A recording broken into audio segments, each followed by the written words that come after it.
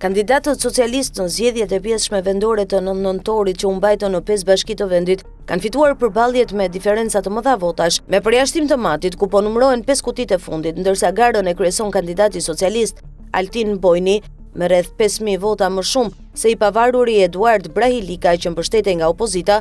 Në 4 bashkitë e tjera, Florë, Berat, Cerrik dhe Tepelen, ka përfunduar procesi i numërimit të votave.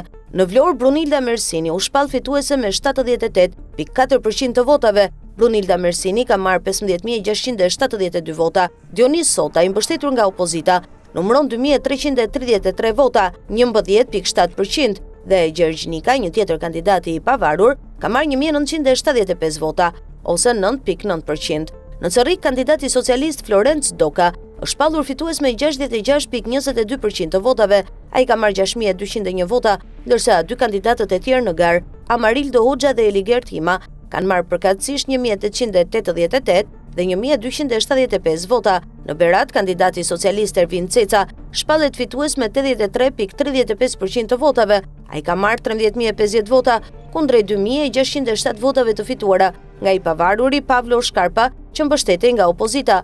Në Tepelen, Gramon Sako i Partisë Socialiste shpallet fitues me 77.85% të votave.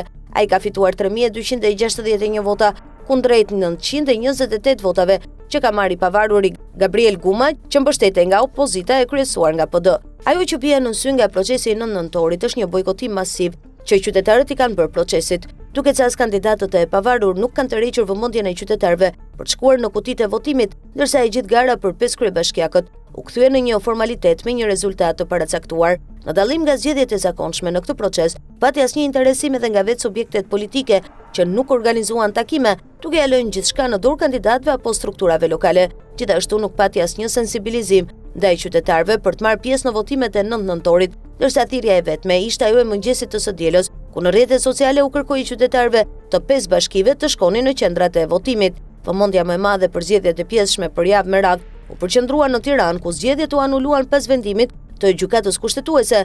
Në Tiranë, kushtetuesi ja riktheu në detyrë Erion Veliajin, i cili u shkarkua me një proces që u vlerësua antikushtetues, i iniciuar dhe dirigjuar me kujdes nga kryeministri Edi Rama. Pas anulimit të procesit në kryeqytet, interesimi për zgjedhjet në 5 bashkitë e tjera ishte i vakët.